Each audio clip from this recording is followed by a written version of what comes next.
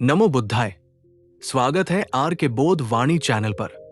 दोस्तों, क्या आपने कभी शांत बैठकर अपने मन की आवाज सुनी है? क्या आपने महसूस किया है कि हमारी सबसे बड़ी लड़ाई बाहर की दुनिया से नहीं बल्कि अपने ही विचारों से होती है? एक इंसान पूरी दुनिया जीत सकता है, लेकिन अगर वो अपने मन को नहीं जीत पाया तो उसकी हर जीत अधूरी है। यही संदेश हमें गौतम बुद्धा की शिक्षाओं से मिलता है। उन्होंने हमें सिखाया कि जीवन का असली युद्ध भीतर चलता है और जो भीतर जीत जाता है वही सच में विजेता कहलाता है।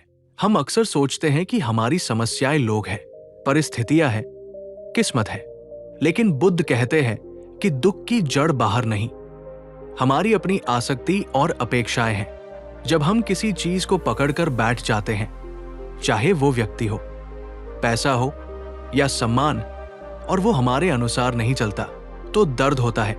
लेकिन जिस दिन हम समझ जाते हैं कि हर चीज अस्थायी है, उसी दिन हमारे भीतर एक नई आजादी जन्म लेती है। ये समझना कि परिवर्तन ही संसार का नियम है। आधा दुख उसी पल खत्म कर देता है।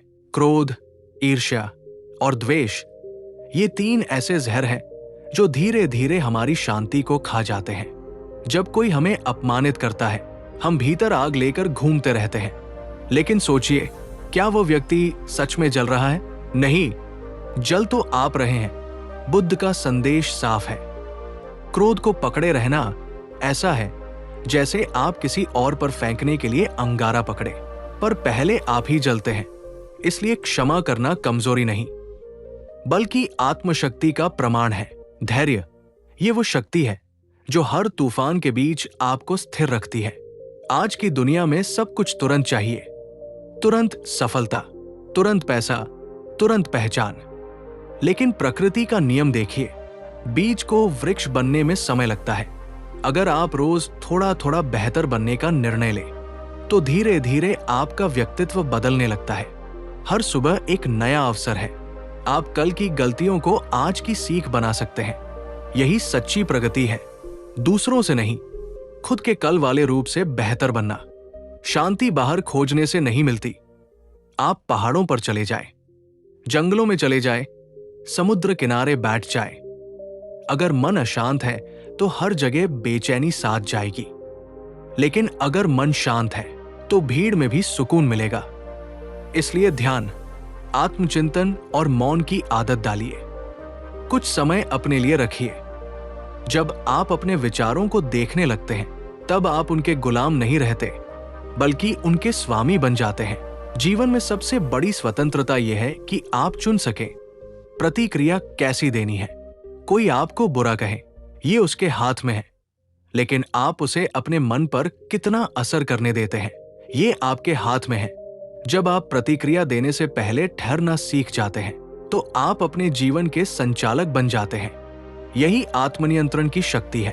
लोभ और तुलना भी हमें भीतर से खोखला कर देती है। हम दूसरों की सफलता देखकर खुद को कम आंकने लगते हैं, लेकिन हर व्यक्ति का रास्ता अलग है। एक फूल को खिलने में जितना समय लगता है, उतना ही उसे चाहिए। अगर आप खुद की यात्रा पर ध्यान देंगे, तो आपको पता चलेगा कि आपकी क्षमता अनंत है। तुलना छोड़िए, विकास अपनाइए। सच्ची खुशी किसी उपलब्धि में नहीं, बल्कि उस यात्रा में है जो आपको मजबूत बनाती है। अगर आप गिरते हैं, तो गिरना असफलता नहीं, बल्कि सीखने का अवसर है। हर चोट आपको जागरूक बनाती है, हर दर्द आपको गहरा बनाता है। जब आप जीवन को एक शिक्षक की तरह देखना शुरू करते हैं, तो शिकायतें कम और कृतज्ञता ज्यादा होने लगती है। करुणा भी जीवन का एक अनमोल गुण है। जब आप दूसरों के दर्द को समझते हैं, तो आपका अहंकार छोटा होने लगता है।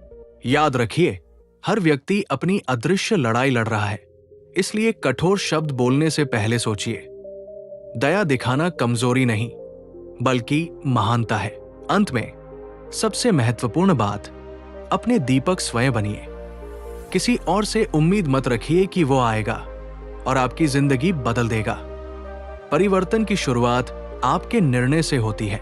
अगर आप आज ये तय कर लें कि आप अपने मन को सकारात्मक दिशा देंगे, अपने क्रोध को नियंत्रित करेंगे और हर दिन थोड़ा बेहतर बनने की कोशिश करेंगे तो कोई भी शक्ति आपको आगे बढ़ने से नहीं रोक सकती।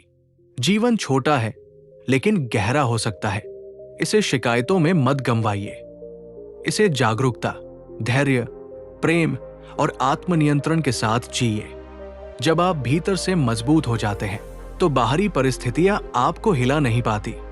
यही सच्ची स्वतंत्रता है, यही सच्ची विजय है। वीडियो में अंत तक बने रहने के लिए आपका हृदय से धन्यवाद।